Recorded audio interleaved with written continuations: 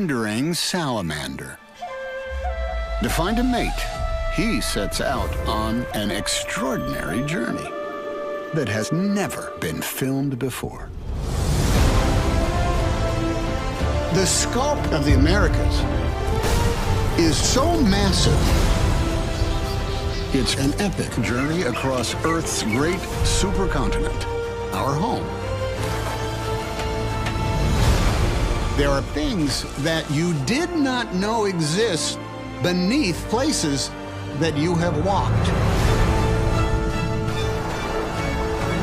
I think that's extraordinary. The Americas is up close. It is shocking, and it's beautiful.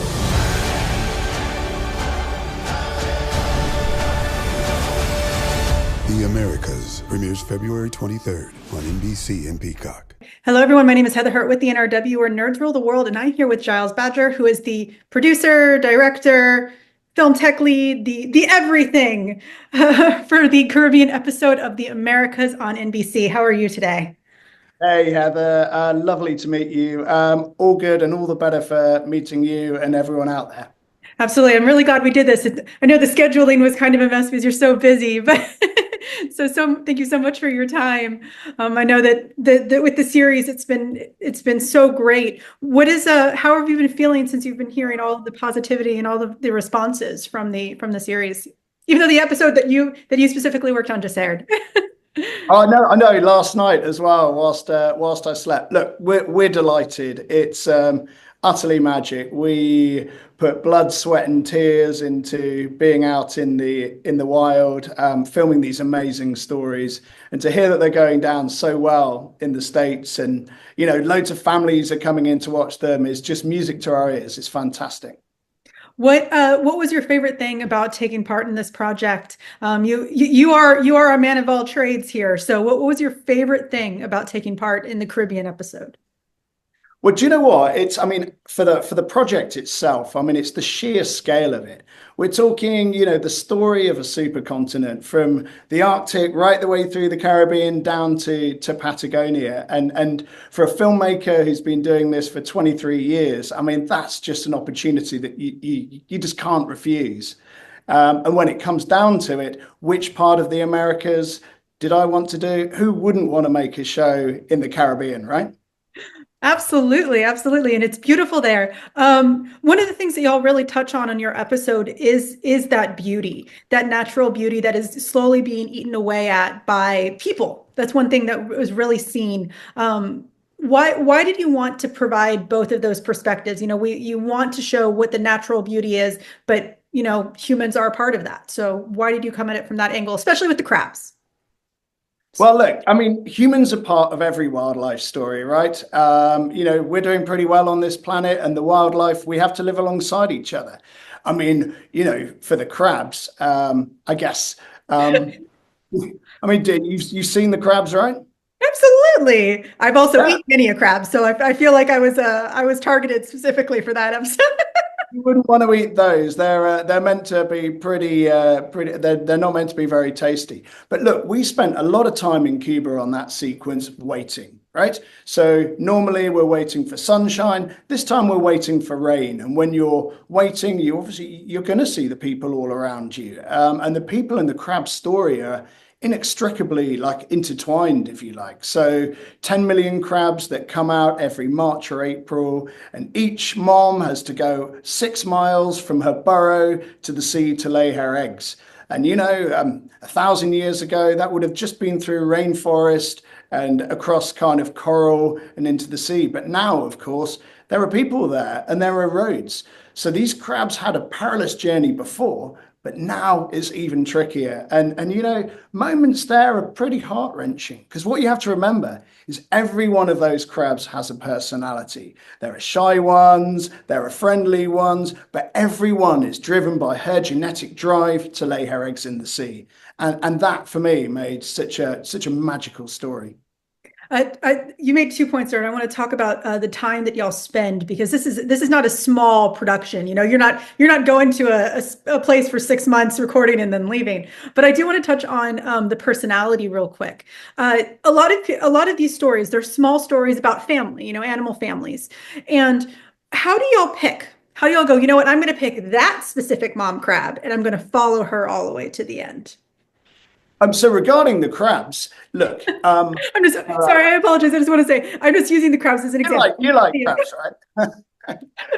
Regarding the crabs, you know, there are black ones, there are yellow ones, there are red ones, there are ones with racing stripes down the side. So look, we always tell the story correct to the biology, where we follow a single mum, and what we do is we contact the scientists, and we know every stage of her journey as she goes, from the long distance migrations to when she finds a mate. Don't forget, the males are sitting waiting for the females as they get close to the sea.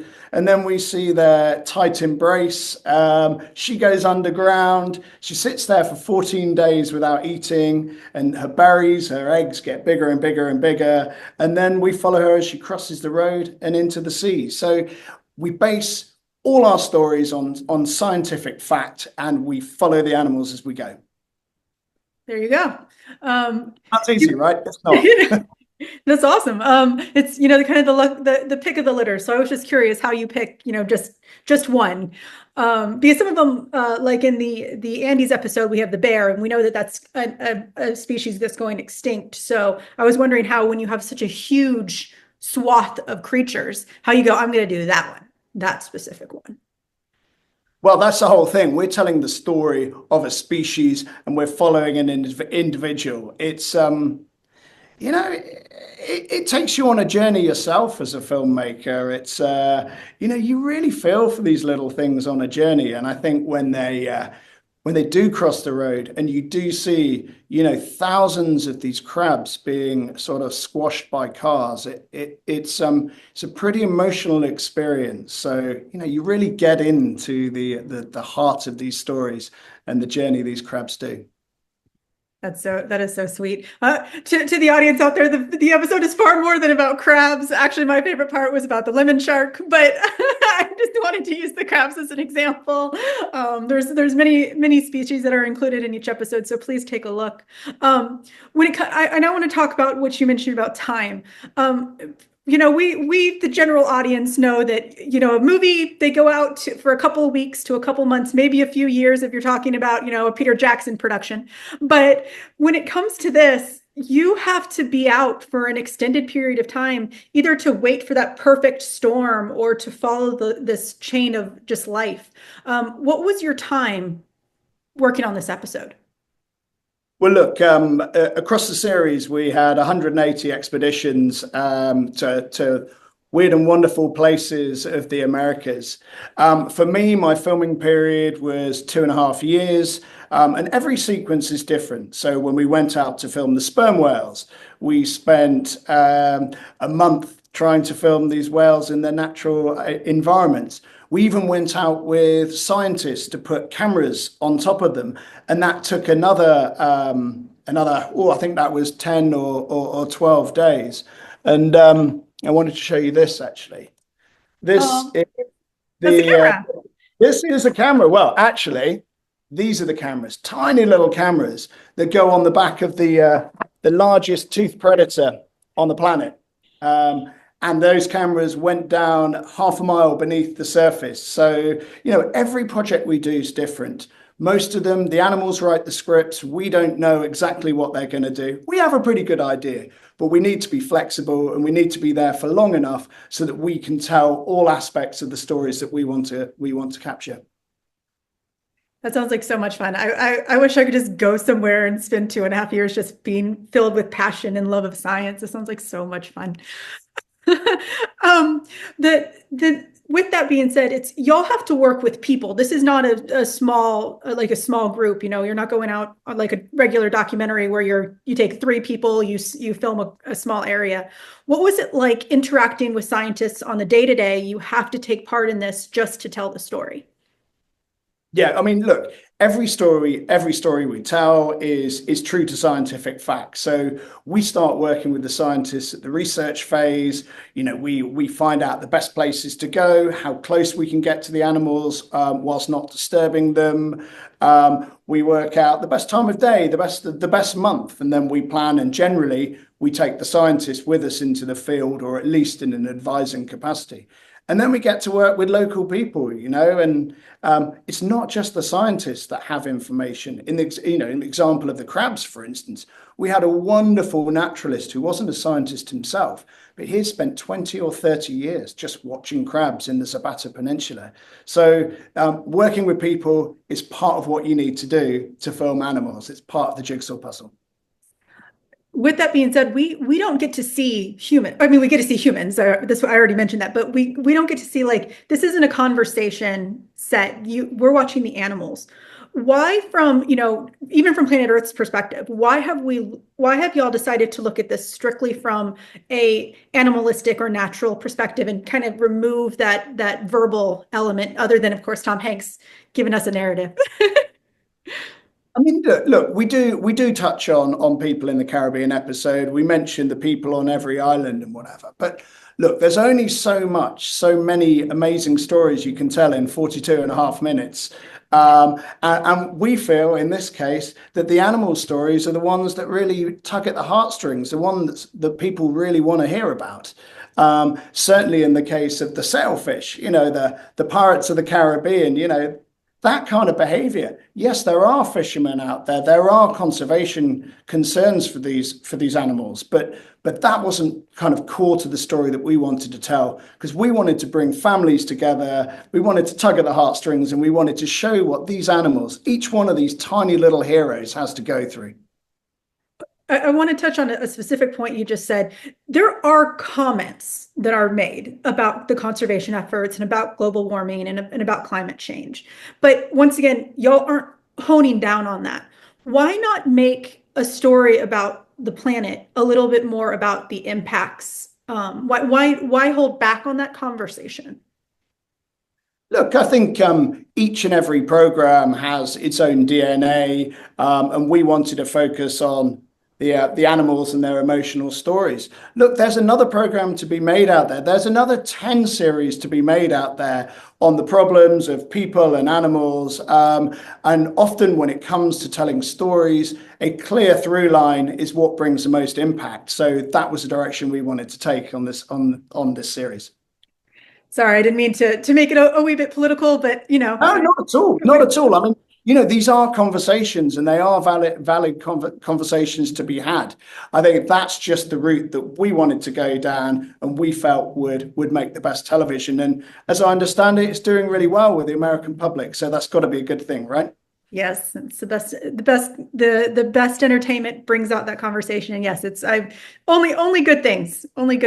So, well, maybe I'm fun. Maybe I'm tunnel visioning it. No, I'm only seeing what I want to see. But there's a certain group of people I'm sure have opinions in general. But with that being said, I want to go back to the actual filming, which you do. You are a filmmaker. How much content did you have to go through to make this 42-minute episode? It couldn't have been just a few hours. You had to have had hours upon hours of video to go through. Look, we had days, weeks, months of footage, I would think. And part of my role as a director is not only telling people when to press the record button, but when not to press the record button, knowing when you've got that part of the story that you want to tell. And then, of course, we are lucky enough to have great footage, and then we hone that down in the edit, and then we craft those stories over a period of weeks in the edit.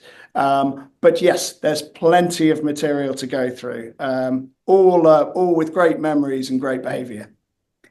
Let's talk about that moment there. What was your favorite part of going through this journey with these multiple families of animals? What was your favorite part to dig into when you were going through those hours of content? What did you love the most? Look, I'm biased. A little backstory, which I won't bore you with too much, but personally, as a biologist and a filmmaker, I'm obsessed with whales. The sperm whales, I mean, imagine an animal that has an echolocation that's louder than a rifle shot to hunt its squid prey. And it does it half a mile beneath the surface. So for me, one of the holy grails of wildlife filmmaking was to film sperm whales hunting half a mile beneath the surface. And that took a massive technical effort and a massive scientific collaboration to do. So that moment when this popped up to the surface and was sitting in the water like that, and I knew inside was the potentially the footage that I'd been planning to get for years, that was a pretty special moment. And then you open this, you open the can like this, and the footage is in there, and you put that in your computer, and then suddenly you see something that no other person on the planet has seen. And that is a feeling, that is an indescribably wonderful moment, not only for me as a filmmaker, but to know that I can share that with millions of people across the States and across the world to show a secret life of one of the most enigmatic animals in the world. That's pretty special. That is so beautiful. And further, were you able to share that footage with the scientific community at large as well? Were you able to hand that over? Yeah, look, we can never affect animals. We can never, in this case, this has suction cups which sit harmlessly on the animal. And this is the equivalent of kind of a little battery pack on a human. It's tiny. But we can't put those on ourselves. So inside there's scientific data recorders that tell the scientists what depth the animal's gone. It's got a 3D magnetometer, a gyroscope, and a 3D accelerometer in. So they can map the whale in 3 dimensions as it dives down. But what they can't do, and what, where we come in, is we can get the camera technology in there so they can actually see and they can back up their technology, so they get the whole picture. And by involving scientists, we can ultimately conserve these species, because the more we know about them, the more we can protect them. There we go. Conservation. Let's get that data. Let's get it. My last big question for you is, if we can get a season 2, or if we go to another continent, where would you like to film your next story? Wow, now you put me on the spot. Look, every continent has its own cast of characters, its own amazing stories. The African continent is incredible for its megafauna, for its history, and that's very close to my heart as somewhere that I've lived. But equally, Asia, Australasia, the Arctic. God, you could even make a story in Antarctic. So, I mean, what could I say? The world's your oyster. Every continent would be fantastic. I would say that's a little bit greedy that you want everything. Aim high, they say, right? Absolutely. Giles, thank you so much for your time today. I really appreciate it. The Caribbean episode did premiere as of this recording last night, March 30th. Please take a look. It's a really cute story, and you get to see lots of crabs. We talked about crabs a lot in this episode. Go actually see those crabs. It's not just crabs, Heather. We've got whales, we've got sailfish pirates, we've got cute lemon shark pups, we've got a hummingbird that can survive a hurricane, and we've even got tool-using castaway monkeys. So it's definitely worth a watch. That's, once again, my favorite part was the lemon sharks. Those pups had no coordination, and it was so cute. The cutest thing. New episodes of The Americas air on Sundays at 8 p.m. on NBC, and then are immediately available to stream on Peacock after that. Thank you so much, Giles, and you have a wonderful day. Absolute pleasure meeting you. Take care. You too.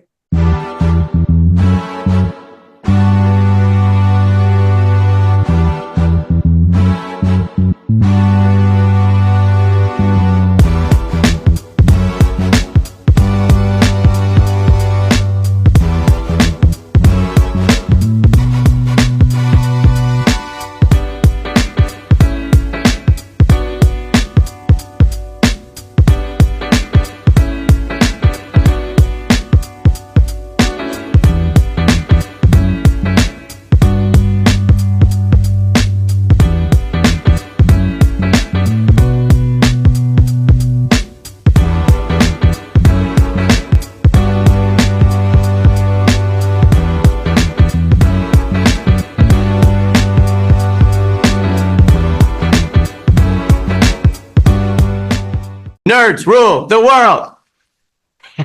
Pleasure chatting with you. Love to all my nerds who rule the world. Nerds rule the world. Yes, we do. Thanks. Nerds rule the world. Thank you. I love the nerds ruling the world. So more power to you. Patrick, what up, man? And yes, they do. Nerds rule the world, kid. Yes, You know what sir. I'm one Thank of you. Awesome. Kuya P, nerds rule the world. Hello. Yes, they do. Oh, Nerds rule the world. I got. It's in the title of your show, like Nerds Rule the World. Like, I want more Black weirdos on screen, and I don't feel like we ever get to see that very much. Thank you so much. Nerds do rule the world. Yes. Thank you. Thank you, Nerds rule. Love it. Hello, Sarah. Hello, Julian. Nerds rule. Yes. Rock on. I love it. Thank you so much. It's good to see you. I love Nerds Rule the World. But yeah, there's a heavy nerd component, man. Yeah. And at the end of the day, if you ask me, nerds rule the world. So Absolutely. And you're right, nerds do rule the world. We're just the best. Yes. Thank you, ladies. Nerds so much. Yes. Thank you, guys. Bye. It's your boy Kuya P. Nerds rule the world. Thank you so much, guys. I appreciate you. do. They rule the world all right. Yes. Take care, Tony. Thank you, guys.